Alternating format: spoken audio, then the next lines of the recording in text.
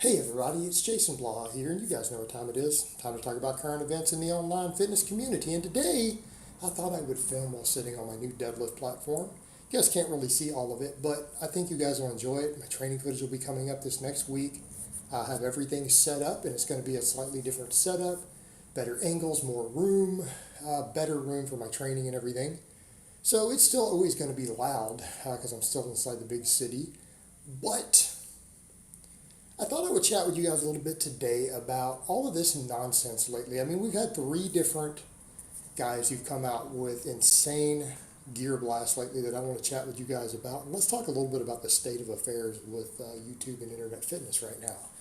So let me go ahead and put on my +5 out of Speechcraft and let's talk about this. Because this is stuff that we need to talk about, stuff we need to look at objectively and just kind of assess the insanity of it all.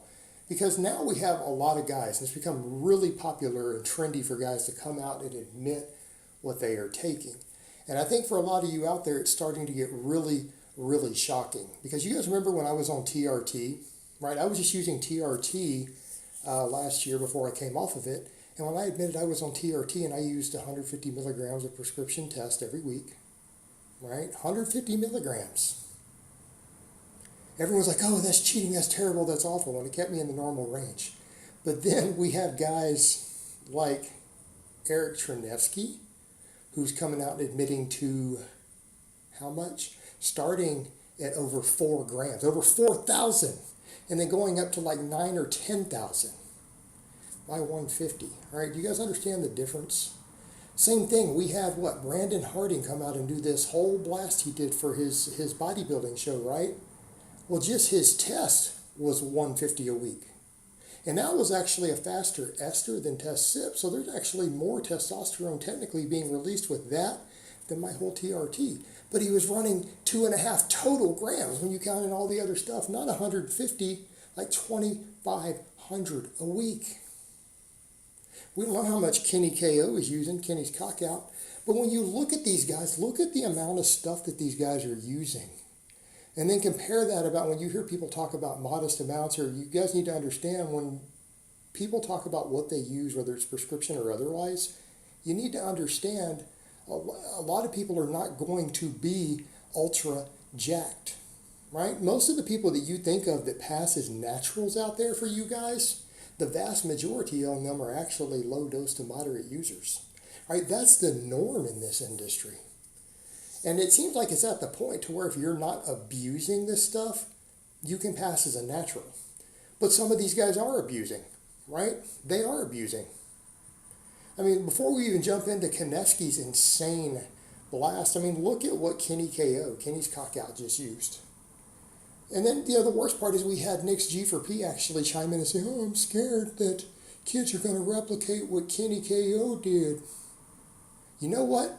I think if any sort of kids had that sort of disposable income, then to hell with it. Let them do what they want. And it's kind of like, it's literally the case of I'm afraid kids are going to spend thousands of dollars a week to do what he did. It's like, if those kids have that sort of money, why are you worried about them? So the number of kids even in existence who have access to that sort of money are almost non-existent. You probably have 1 or less in your entire audience, Nick. People would say, what do you mean? Do you guys understand that in 1 week, Kenny used $1,000 worth of growth hormone? $1,000 of growth hormone in 1 week. You're scared kids are going to spend $1,000 on growth hormone every week? What delusional world do you live in? And, you got someone like Nick who pretends to be such a big bodybuilding fan and know everything about pro bodybuilding, and he doesn't know the street values of this stuff.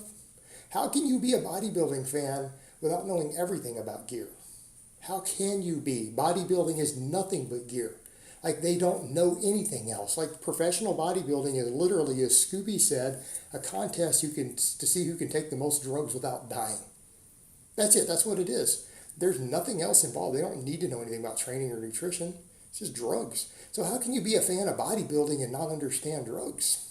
You can't, because that's all it's about. That's literally the entirety of it. Or 95%. Everything else is the last 5%. That and genetics. So, he's scared they're going to use $1,000 a week. But let's step back and assess this. The amount of stuff that these guys are using and admitting to. And you need to understand the difference between those of us who are talking about, hey, we think these things should be illegal. Yes, we know some people will abuse. But you need to understand what we're talking about abuse. Right? The average person doesn't have enough disposable income. The average guy out there lifting doesn't have enough disposable income to probably really abuse most of this stuff. They don't. Because you need to look at the costs on these things. Kenny KO was using $1,000 a week in HGH with this little 7-day thing. And the worst part is he's talking about, I gained 20 pounds of muscle. He didn't gain 20 pounds of muscle.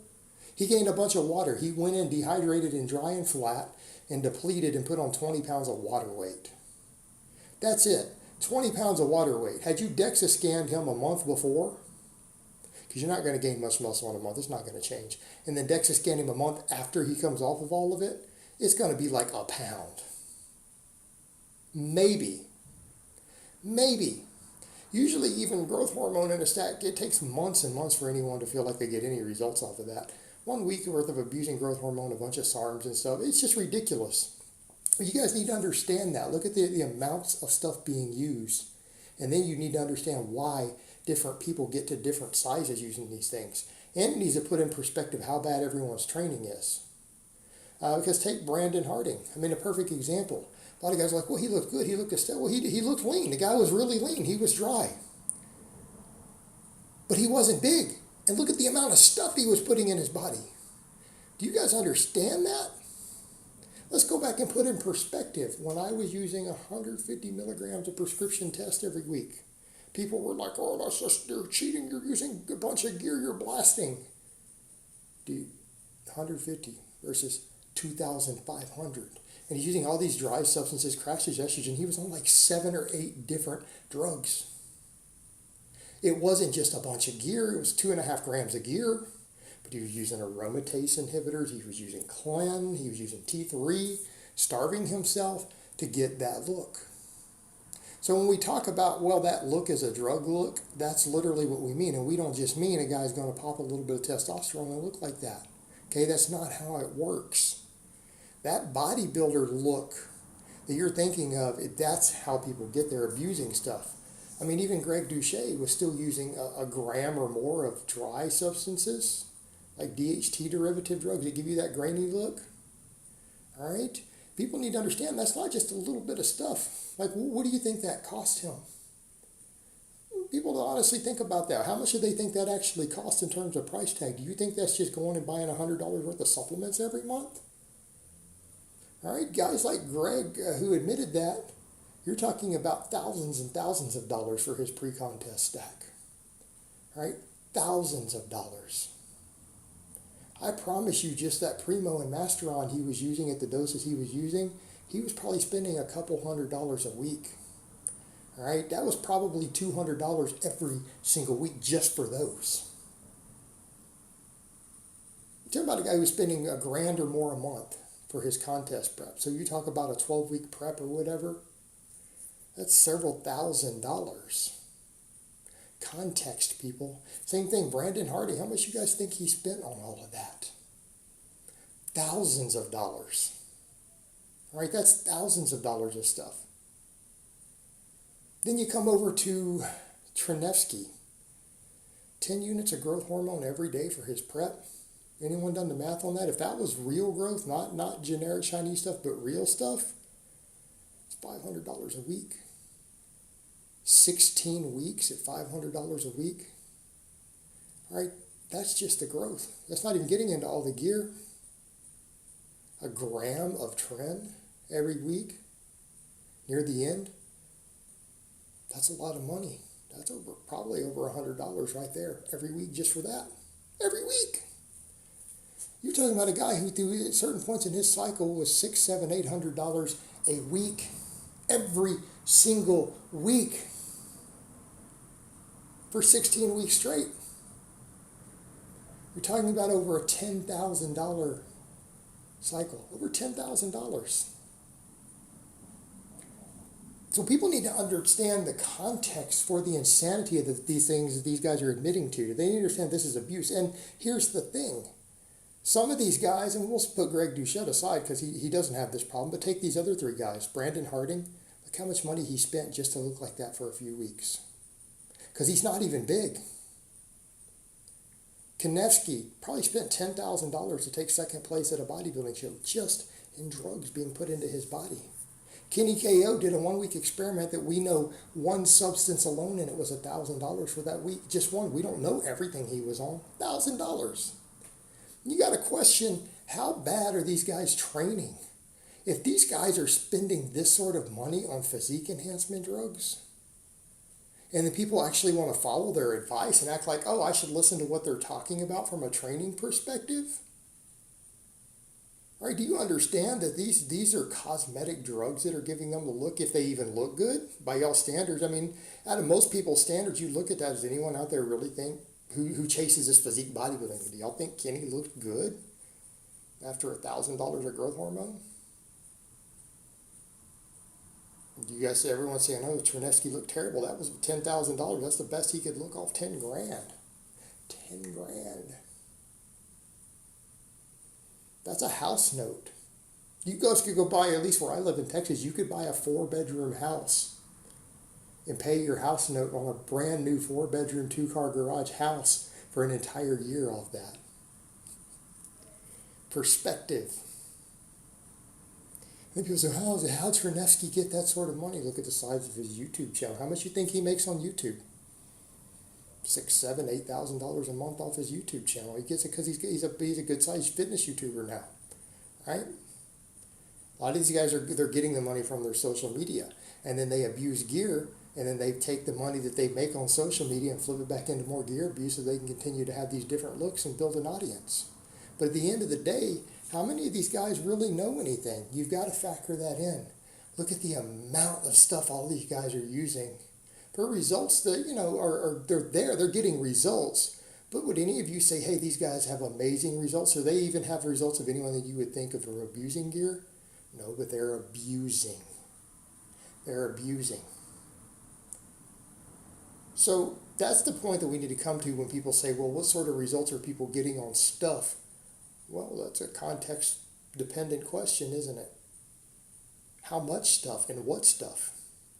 And at the end of the day, when you see guys doing stuff like this, or Brandon Harding or anyone else doing some of these stacks, and then people wonder why some guy at the gym they know who uses a little testosterone doesn't look like that, look at the difference between what they are putting into their body. Hopefully people understand that different substances have different effects in your body, and the more you use of a substance, the more of an effect, whether good or bad, it has in your body. Both the positives and the negatives, right? It's everything in the world that you put in your body is dose dependent, including protein, including calories, including carbs. All of these things, they have a dose dependent response. Well, it's the same with all these substances, but it just baffles the mind that you have these guys using this much stuff, and with the price tags attached to it, to still not be getting phenomenal results. Not just good results, because they're getting results. But is anybody looking at that and thinking, man, these are unbelievably amazing results? No. Look what they're spending on the substances they're using. Maybe these guys are not the best source of information. Just kind of put it out there for those of you who are following them. All right, guys, well, that's really all I have to say on that today. I hope it's been informative, and I will talk to you guys next time.